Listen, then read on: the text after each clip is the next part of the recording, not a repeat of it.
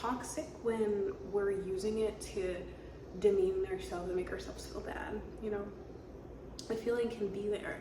The feeling of feeling behind can be there, but don't feel bad about it because you're not. Rationally realize you're not behind. You're on your way to whatever destination that is for you. Compliment or acknowledge that, hey, this person has something that I wouldn't mind having myself. That's awesome for them.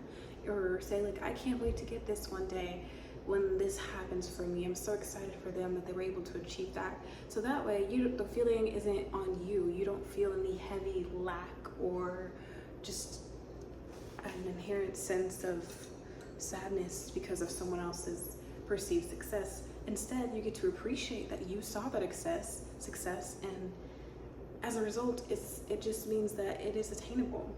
Hello everybody, welcome back. So I hope that you're doing okay. Today's topic, as you can see from the title, is about comparison and how I feel it impacts our lives, mine personally, and a lot of people, especially today. So I remember when I first really got my real dose of the comparison bug was when I moved out, because it was like things I hadn't even really considered or even gave much thought to before suddenly started to matter to me for some reason. For example, and I'll be candid about this because I have it written down and I did write about it to try to unpack what that could mean. I have my tea here, green tea.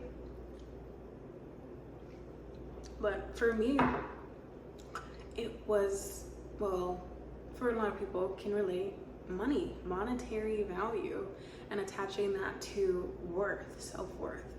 That is very, very unhealthy to do, but I fear that a lot of us do that.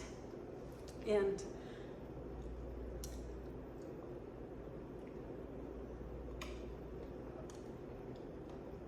at least for me, it's something that I'm trying to nip in the bud so that I don't have to feel like I need to be a certain place when I have time to get there. Another thing I feel like contributes to the comparison theme overall is being in a certain age group, like let's say 20s, for example, which is where I currently am. I tend to look around at peers, at other adults that seem like they have it figured out, and wonder, when will that be my reality?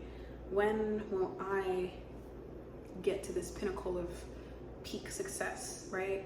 Because when you're on social media and you see people in your age bracket literally living the life, or so it seems, because we know that everything you see is not true, it puts this seed of doubt, like, oh man, they already achieved it, so it's too late for me. Or they did this, yet I haven't. Why? And I find that never makes me feel good. It usually ends in me feeling like the victim, like I'm owed something. And the truth is, none of us are owed anything. We're not owed anything. So it's a hard pill to swallow.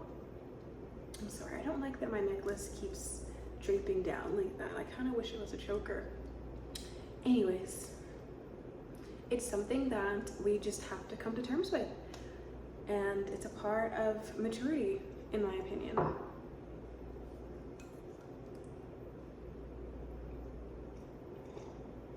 Being mature enough to know, hey, just because this person has this thing, it doesn't take anything away from me.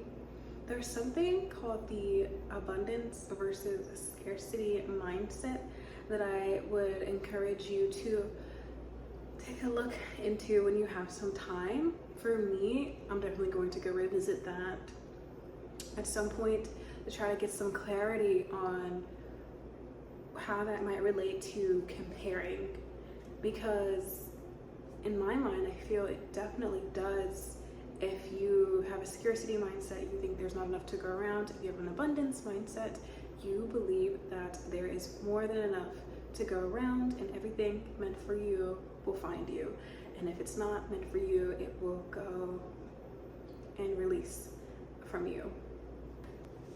So I remember the first instance I like really felt this was when, like I said, I moved out, and it was one of those things where I was happy at first because it was the initial high of settling into a new place, new environment, new people. For me, it was the promise of better opportunity, right? And so, yeah, in my mind, hold on, give me 1 second. In my mind, I was initially very, very happy.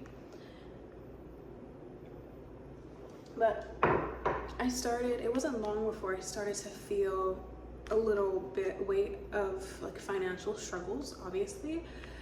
And when I felt that, because I was in a very like well-to-do, pretty prominently like well area at the time, because I had a roommate, so I was able to afford it. I looked around and I was like, wow, like this girl's got, you know, an Audi, a BMW, she's driving a Lexus, and she looks around my age. I couldn't help but like get in that mind. I don't know why. Don't ask me how we arrived there. It was just something that I deeply struggled with coming to terms with, like, oh, this person's doing perceivably better than me. But what is better, right? Because in our mind, especially if you're in the US, we're a very materialistic society, for sure. I have to say that we're very materialistic, and labels, brand names, areas, like house styles matter here. And so it exacerbates that when you're online and you see people constantly showcasing the highlight reel of their lifestyle, and then like your life looks nothing like the online portrayal of success. And so I'm trying to get to the point that I was trying to make. I had bought a vehicle after not having a car for like literally 8 to 12 months. Like, I kid you not, when I moved out, I did not have a car, and at the time I was in an area that was very car dependent. So it was immensely, you guys have no idea how hard it was to get around, because that area, literally, you needed it. There was no way, it was next to nearly impossible to get anywhere without one. Granted, I did live next to a shopping center that had a bike trail that you could walk, and it was literally connected to the trail, so that is a plus. But it was very much my reality that, you know, I didn't have a means to get around on my own. So yeah, so when I finally did purchase my vehicle after months of grueling hard work, like literally hard work, I kid you not, I had no help. I worked 2 jobs, and I'd work like sometimes 7 days a week, you guys, I was not kidding, to be able to get a means of getting around town. And so like fast forward to, I think it was last summer, I was making good headway, and I finally did it. I was able to get a vehicle, but it was paid off, and that's not like a bad thing, but it was paid off, and you know, it's not the most prettiest car ever, but it's very reliable, and I love it. However, that's the title of the video. Comparison is the thief of all joy. Because when I got it, at first I was overjoyed because it was something new I'd never had, and it had like a push to start, which I was so geeked over when I was younger because I'd never owned anything like push to start. So for me, I was so geeked about that, so happy. But then, because the area that I was in, very affluent, right?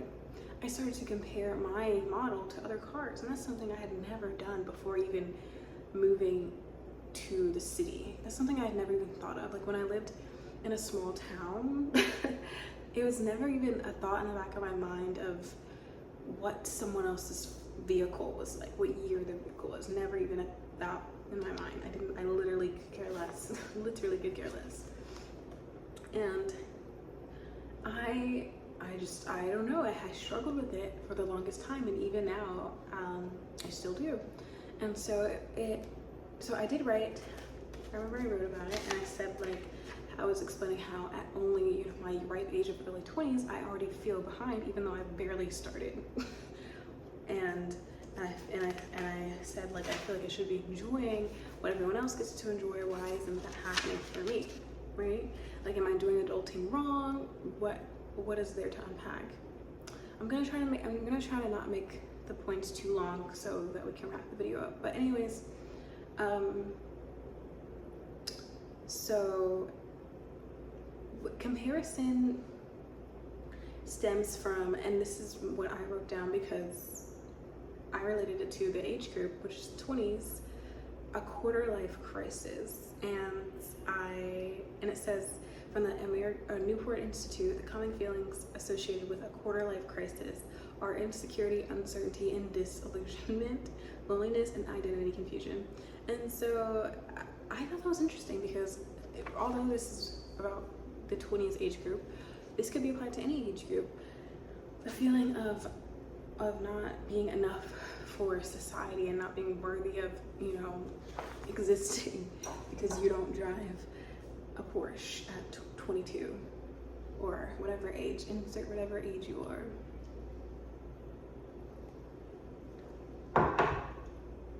And I couple this with the undeniable rise of social media's influence on our lives in the passing decades, and your self-compassion angst flavored cocktail has been served. And so, yeah, basically it has a lot to do with that and not believing that you can have those things too, but it's not a matter of time, because unfortunately we don't necessarily control time. That is, recognizing what we can control versus what we cannot will help alleviate some of that pressure of having to be enough or perfect, or having to achieve a certain level of monetary success. And I use that term loosely because success is a perception that is in the eye of the beholder, because what might be success to one person might not even match success for the next. So I like to remind myself of that too, because there's someone out there wishing they had the lifestyle that you have,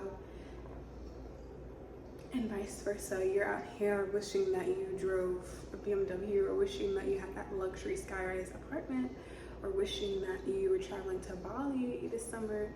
But these are things that can be achieved.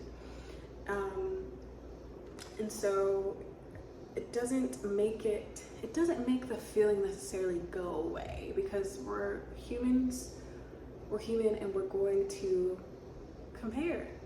That's okay, but it's toxic when we're using it to demean ourselves and make ourselves feel bad. The feeling can be there.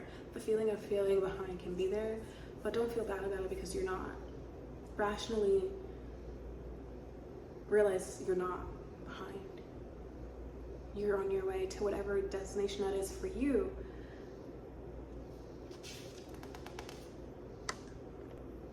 Another thing that can help when you are comparing yourself is to simply compliment or acknowledge that, hey, this person has something that I wouldn't mind having myself. That's awesome for them. Or say, like, I can't wait to get this one day when this happens for me. I'm so excited for them that they were able to achieve that. So that way, the feeling isn't on you. You don't feel any heavy lack or just an inherent sense of sadness because of someone else's perceived success. Instead, you get to appreciate that you saw that success, and as a result, it just means that it is attainable. As a result, it just means that one day that's gonna be you, because now you see that they have it, So you know that that's a desire of yours because you want that too, and you can't get it.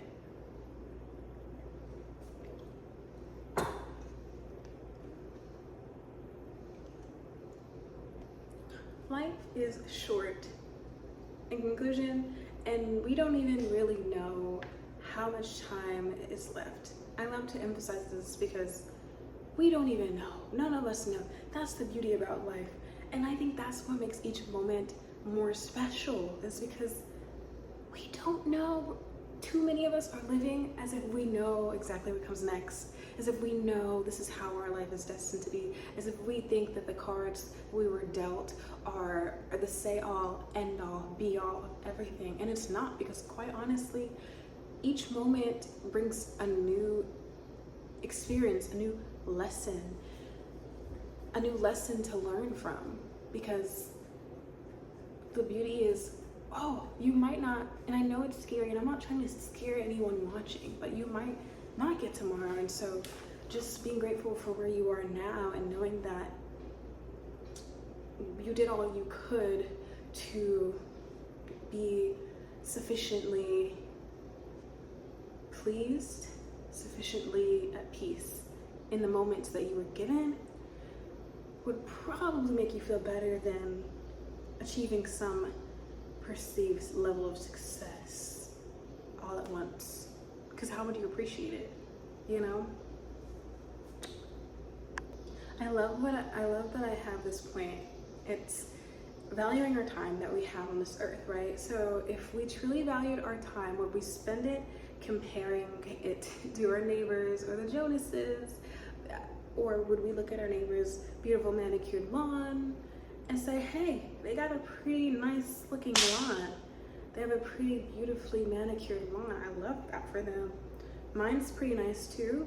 And maybe I could pull a few weeds or plant a flower bed, and it would brighten up my space also lovingly. And I could work with what I got instead of trying to go obtain the same exact grass seeds that my neighbors has, because theirs is meant for them, and what's meant for me is meant for me, and I'm gonna rock with it. And if God says that it's gonna be something different, then it will. But until then, I'm gonna be grateful for what I have right here in my own grass. And also realizing I have so much more to offer. You have so much more to offer than your car, your house, your money, your things, your toys. Like, you have so much more to offer the world. It's when you smile at a stranger who might have had a really bad day, or wave at someone you don't know, or compliment someone if you like their hair, their outfit, their style, clothing, whatever. That is what adds value to the world, not materialistic things.